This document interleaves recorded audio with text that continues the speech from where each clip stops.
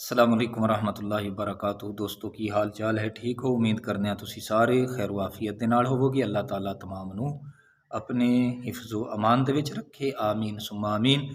تو بھائیو، اج جڑا میرے درس وچ نبی کریم علیہ السلام دا فرمان گزرا، حضرت انس بن مالک رضی اللہ تعالیٰ عنہ آپ اس دے راوی سن۔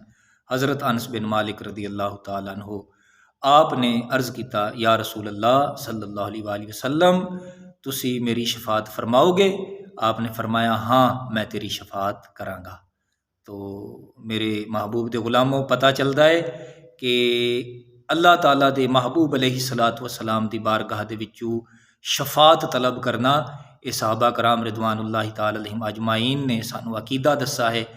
اور حضور دے غلاموں، اگر نبی کریم علیہ السلام دی بارگاہ دے وچوں شفاعت مل گئی، دنیا جہان دی ہر چیز مل گئی، تو اے یاد رکھو باقی ساریاں چیزاں شفاعت تو تھلے نے۔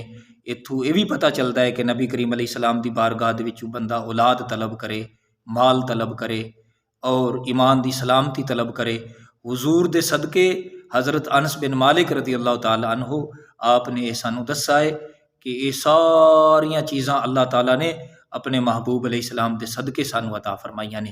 تو حضور دے غلاموں، جس طریقے اللہ تعالیٰ دے محبوب علیہ الصلاۃ والسلام نو قیامت والے دن اسی تلاش کران گے، اسی طریقے محبوب صلی اللہ علیہ وآلہ وسلم آپ اپنے غلاماں نو بھی تلاش فرمان گے۔ اللہ تعالیٰ مینوں اور تہانوں سمجھن دی اور عمل دی توفیق عطا فرمائے۔ اللہ تعالیٰ سانو ان صحابہ کرام اہل بیت اطہار دا با ادب بن کے زندگی بسر کرن دی توفیق عطا فرمائے، آمین بجاہ النبی الامین۔